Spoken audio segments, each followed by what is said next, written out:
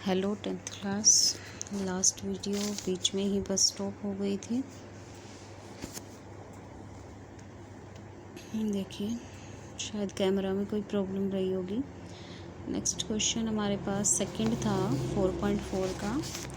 कि second question क्या कहता है आपको, हमने इसमें के की वैल्यू फाइंड करनी है। आपको इसमें क्या कहा था कि जो रूट्स हैं वो इक्वल हैं। अगर इक्वल रूट्स हैं तो हमारे पास b² minus 4ac equal to 0 होना चाहिए। देखिए ये हमारे पास इक्वेशन है। तो b² minus 4ac equal to 0 है। तो हमारे पास b क्या है? अब हमारे पास जो b है ना वो हमारा k है। ये हमारा b है। b² minus 4 into a into c equal to 0। तो k² माइनस 24। अब k² इधर ले आओ इसको। k जो स्क्वायर था वो रूट हो गया, तो ये हमारे पास इसको आप 2√6 लिख सकते हैं। ठीक है, तो फाइंड कर सकते हैं। इसके बनेंगे 2 इंटू 2 इंटू मतलब 2 इंटू 2 इंटू 2 इंटू 3। तो जोड़े में से एक बाहर आ जाएगा, 2 मल्टीप्लाई 3 अंदर आ जाएंगे, तो 6 हो गया अंदर। ये हमारे पास के की वैल्यू आ गई। अब दूसरे में हमारे पास x² और x का अलग से कोऑर्डिनेट नहीं दिया हुआ, तो हमें ओपन करना पड़ेगा। ओपन करने के बाद ये बना, ये जो है ना हमारा ये b आएगा। अब ये हमारा b है, ये हमारा a है, ये हमारा c है। देखिए b² minus 4 into a into c, तो ये आया हमारे पास। अब इनमें से हम 4k कॉमन ले सकते हैं, तो यहाँ बचा k, यहाँ बचा -6। तो दो हमारे पास बनेंगे। देखिए 4k इक्वल टू 0। ठीक है, तो k इक्वल टू 0/4 0। दूसरा k minus 6 equal to 0, k equal to 6। ठीक है, तो ये 0 जो है किसी चीज़ की, इसकी वैल्यू होगी तो ये सारी इक्वेशन ही 0 हो जाएगी। तो हमारी जो राइट वैल्यू है वो 6 है k की।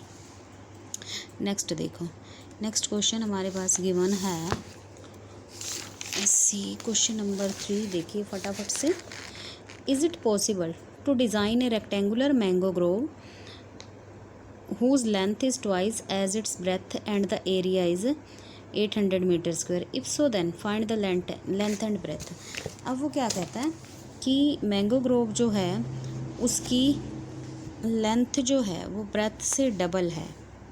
ठीक है, और एरिया जो है वो 800 मीटर स्क्वायर है। तो वो कह नहीं रहा, वो आपसे पूछ रहा है क्या ये पॉसिबल है। तो देखो अगर पॉसिबल है या नहीं है, तो रूट्स तो तब बनेंगे ना, हमारी लेंथ ब्रेथ तो तब आएगी जब हमारा डी जो है या तो 0 होगा, मतलब 0 के इक्वल 0, या तो 0 होगा या 0 से बड़ा होगा। अगर हमारा डी नेगेटिव आ गया तो फिर पॉसिबल ही नहीं है। देखिए पहले हम डी फाइंड करते हैं। ये हमारे पास ये लेंथ मानेंगे, ब्रेथ मानेंगे हमने, ये तो लेंथ डबल होगी। अगर लेंथ डबल होगी तो length multiply breadth equal to 800। अब आपके पास आ गया यहाँ पर 800/2, एक्स की वैल्यू आ गई, हम x² की वैल्यू आ गई 400। x² 400 आया, तो x जो है हमारा वो प्लस माइनस 400। रूट आया तो रूट निकालेंगे, तो ये प्लस माइनस 20। -20 तो पॉसिबल नहीं है, क्योंकि किसी चीज़ की लेंथ या ब्रेथ जो होती है वो -20 पॉसिबल नहीं होती। तो ये हो गई हमारी +20। अब देखिए आप इसमें मैंने इसको रफ़ में सोल्व किया था। b² माइनस 4ac जो था रफ़ में सोल्व किया था कि वो जो है वो नेगेटिव तो नहीं आ रहा। आप चाहें तो आप इसको पहले भी सोल्व कर सकते हैं कि नेगेटिव तो नहीं आ रहा। अगर नेगेटिव आए तो फिर आपकी स्टेटमेंट जो है वो पॉसिबल ही नहीं हो पाती है। उसके बाद क्वेश्चन नंबर 4 जो है, देखिए क्वेश्चन नंबर 3 का, इसका चाहें तो आप इसका स्क्रीनशॉट ले लें। क्वेश्चन नंबर 2 और 3 का ये। ठीक है, एक मिनट, ये यहाँ से स्क्रीनशॉट ले लीजिए। नेक्स्ट देखिए, नेक्स्ट आपके पास क्वेश्चन नंबर 4 जो है वो क्या कहता है। अब इसमें भी हमने बताना है the sum of the ages of 2 friends is 20 years. 4 years ago the product of their ages was 48। इसमें भी पूछ रहे पॉसिबल है कि नहीं है। मैंने आपके लिए यहाँ पर कर दिए। एक फ्रेंड की एज मान लो x, तो दोनों का सम 20 था, तो दूसरे की 20 माइनस x हो गई। ठीक है, तो 4 ईयर्स अगो फर्स्ट की हो जाएगी x माइनस 4, सेकेंड की हो जाएगी, ये 20 माइनस एक्स थी ना, 20 माइनस एक्स माइनस 4, तो ये 16 माइनस एक्स। अब हमारे पास according to statement 4 years ago जो उनकी एज थी उनका प्रोडक्ट 48 होगा। तो अगर ये 48 है तो देखिए इनकी मल्टीप्लाई करेंगे 16 multiply 16x minus x square minus 64 minus और minus multiply plus plus 4x equal to 48। अब हमने इसकी इक्वेशन बना ली, ये हमारे पास इक्वेशन बनी x square minus 20x plus 112 equal to ये 0 आ जाएगा। अब हम पहले इसको बी स्क्वायर माइनस 4ac चाहो तो रफ में करके देख लो, लेकिन मैंने यहीं पर इसको सोल्व कर दिए। देखिए ये b था -20, बी स्क्वायर माइनस 4 इंटू ए इंटू सी, ये हमारे पास -40 नहीं -48 आएगा।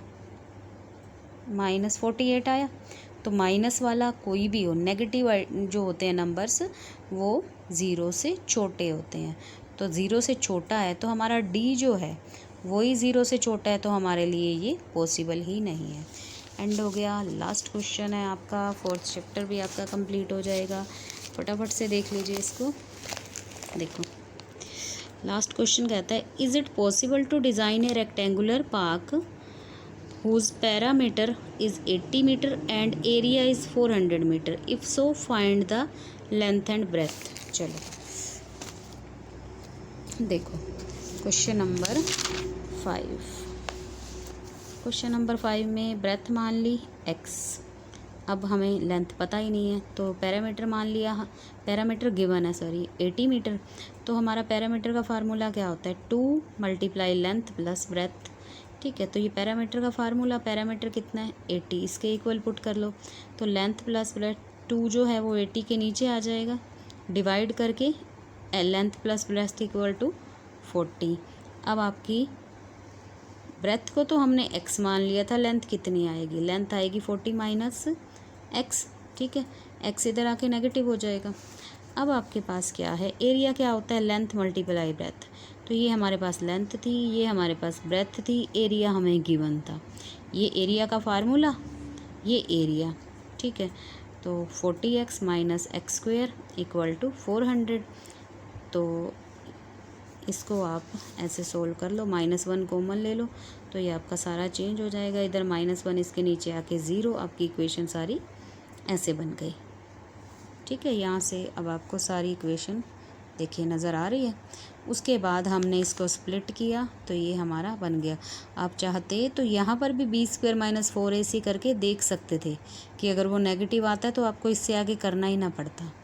ये देखिए मैंने इसको पूरा, ये नेगेटिव नहीं आ रहा था तो मैंने इसको रफ में सॉल्व किया था, तो बी स्क्वायर माइनस 4ac जो है वो नेगेटिव नहीं आ रहा। तो हमारे पास ये 2 फैक्टर जो बनेंगे ये बने, और x कॉमन लो, x माइनस 20 -20 कॉमन लो, x माइनस 20।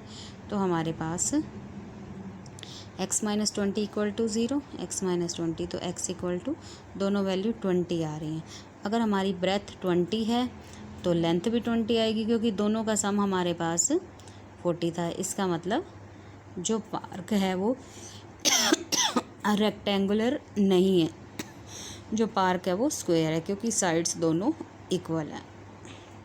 ओके, ये आप यहाँ पर इसको ठीक है, ये बात